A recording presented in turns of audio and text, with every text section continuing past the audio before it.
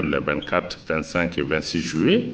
Et comme vous le savez, une patrouille des forces armées maliennes a subi des attaques de la part de groupes armés terroristes qui opèrent dans la région de Kidal, à la frontière avec l'Algérie. Lors des combats, il est très vite apparu que des éléments terroristes initialement engagés ont bénéficié de renforts importants venant de pays voisins en particulier.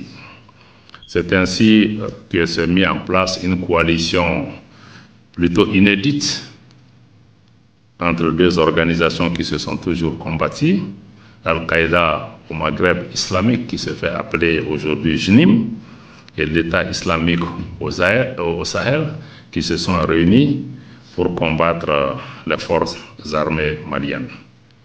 Peut-être que ces organisations ont les mêmes commanditaires pour pouvoir se mettre d'accord aussi facilement et aussi rapidement. Nous avons aussi noté très rapidement que les équipements et les moyens qui ont été engagés par ces groupes armés terroristes dépassaient le matériel militaire qui est régulièrement connu à la disposition de ces groupes. Ça veut dire qu'il y a eu des éléments nouveaux extrêmement importants qui ont été intégrés à leur dispositif. Quand nous nous interrogions pour pouvoir évaluer la situation et comprendre ce qui s'était réellement passé, je pense que la réponse est très rapidement venue d'un représentant du porte-parole, en tout cas des renseignements militaires ukrainiens, qui a apporté des réponses rapidement à nos différentes interrogations. Parce que ce porte-parole de renseignements militaires ukrainiens a ouvertement et spontanément affirmé que l'Ukraine a apporté son soutien aux groupes armés terroristes qui étaient confrontés aux forces armées maliennes. Dans ma carrière de diplomate, c'était la première fois que je vois une telle reconnaissance, une telle déclaration de la part d'un État. Nous en étions absolument stupéfaits. Comme si cet aveu ne suffisait pas, quand nous nous interrogions encore, est-ce qu'on pouvait croire à cet agent de renseignement? On cherchait à faire des recoupements. Est-ce que c'était un fake news? Ou bien est-ce que c'était vraiment la vraie vérité qui était avant? Je pense que là, la confirmation aussi est très rapidement venue de l'ambassadeur de l'Ukraine qui a accrédité auprès du Sénégal, qui a aussi relayé les mêmes messages de soutien au terrorisme, presque à visage découvert, en postant des informations sur la page officielle de l'ambassade de l'Ukraine. Et naturellement, comme si ces aveux ne suffisaient pas, l'ambassade prophétise même en indiquant que d'autres résultats vont venir. Ça veut dire qu'ils ne sont qu'en train de commencer le travail. Nous, en tant que diplomates, ça nous pose beaucoup de questions. C'est vrai que nous, diplomates, on sait faire beaucoup de choses, mais quand il n'y a plus de frontières entre un diplomate et un terroriste, ça devient un problème. Parce qu'il y a d'autres qui peuvent faire ce type de travail, mais si on crée des ambassades dans les pays pour pouvoir faire du terrorisme, c'est un problème. Et si les ambassadeurs deviennent les porte-voix de groupes terroristes aussi, c'est un problème. C'est un problème. Mais a priori, je voudrais néanmoins remercier les différents États et organisations qui ont manifesté leur solidarité à notre pays, leur compassion au Mali, et aussi qui ont condamné cette agression, parce qu'il s'agit d'une agression. Il s'agit d'une agression par un État de connivence avec des groupes terroristes et de façon absolument assumée. Et donc ça dépasse le cas de l'ingérence. L'ingérence en soi est même condamnée. Mais on va même au-delà de ce qu'on peut appeler une ingérence grave.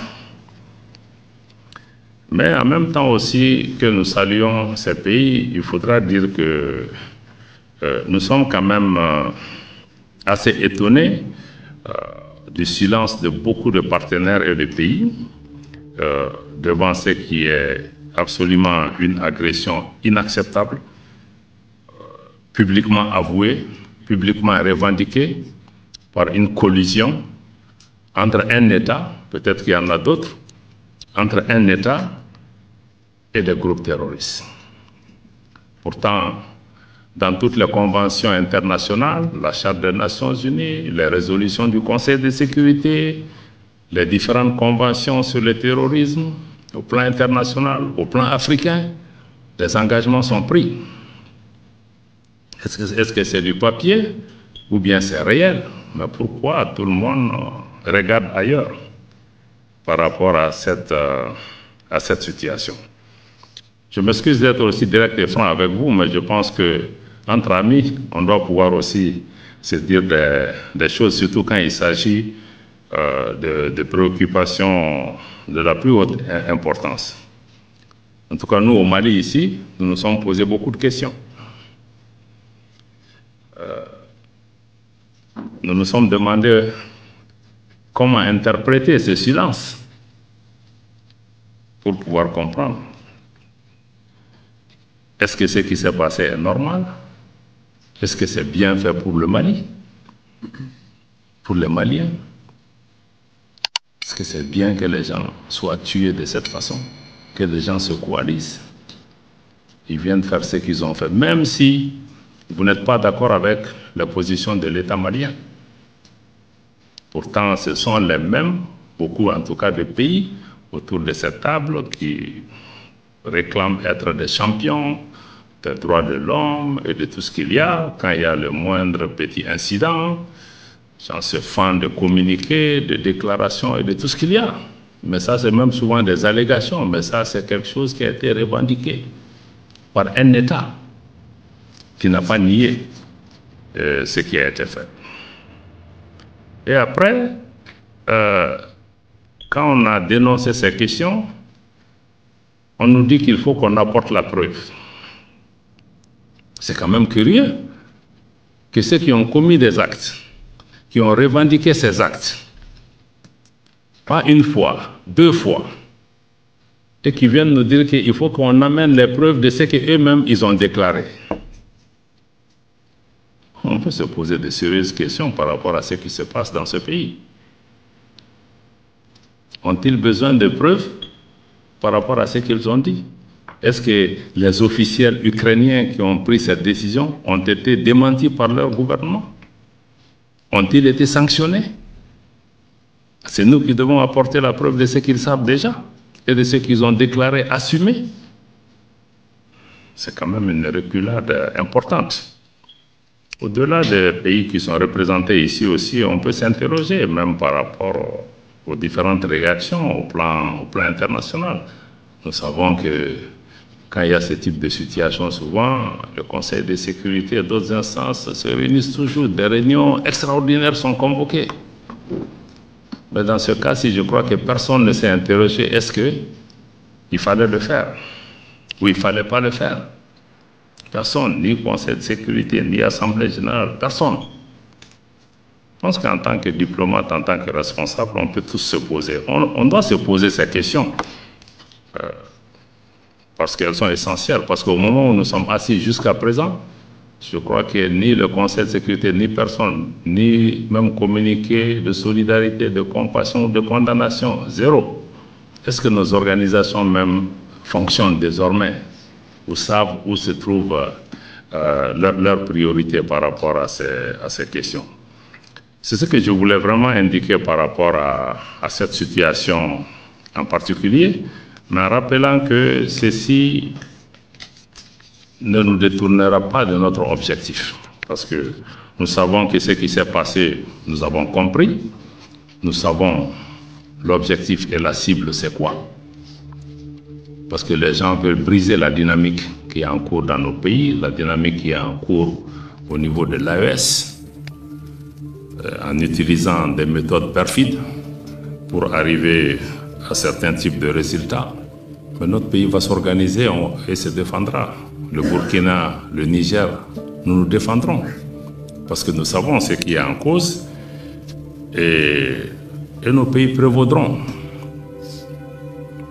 Parce que nous savons que ça, ce sont des structures qui sont même instrumentalisées. Il y a des jeux beaucoup plus importants. On n'est pas dupes. On veut nous amener dans un écran de fumée. Mais nous avons compris que l'écran de fumée qu'on nous présente, ce n'est pas ça le problème. La réalité est derrière cet écran de fumée. Vous le savez, nous le savons. Mais je pense que le jour viendra où nous pourrons aller plus en détail par rapport à l'ensemble de ces questions. En tout cas, le peuple malien, le peuple burkinabé, le peuple du Niger, unis derrière leurs forces de défense et de sécurité, vont continuer à faire ce qui est nécessaire pour protéger nos pays. Nous n'allons pas être intimidés par ces actions. Nous n'allons pas nous plier non plus.